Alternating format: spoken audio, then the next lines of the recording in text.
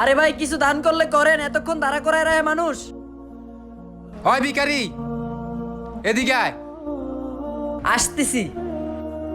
জি হুজুর। কি মেয়ে এনে দাঁড়ায় দাঁড়ায় সময় নষ্ট করতেছো? বড় মেয়ের বাসায় যাও, উনি অনেক দান করে, উনি তোমার অনেক কিছু দিব। জি হুজুর।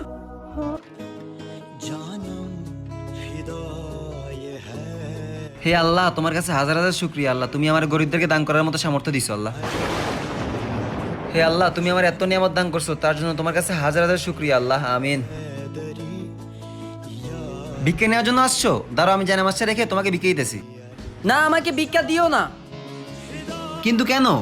যে নিজে আল্লাহর কাছে ভিক্ষা চাইতেছে, আমি তার কাছ থেকে ভিক্ষা নিয়ে কি করবো? এখন থেকে আমিও আল্লাহর কাছে ভিক্ষা চাবো, মানুষের কাছে জীবনও না। হ্যাঁ ভাই, তুই ঠিকই বলছস, মানুষ তো নিজেই ভিখারি, দেওয়ার মালিক তো শুধুমাত্র আল্লাহ। হ্যাঁ ভাই, আপনি ঠিকই বলছেন। এখন থেকে আমিও 5 ওয়াক্ত নামাজ পড়বার আল্লাহর কাছে বেশি বেশি চাবো।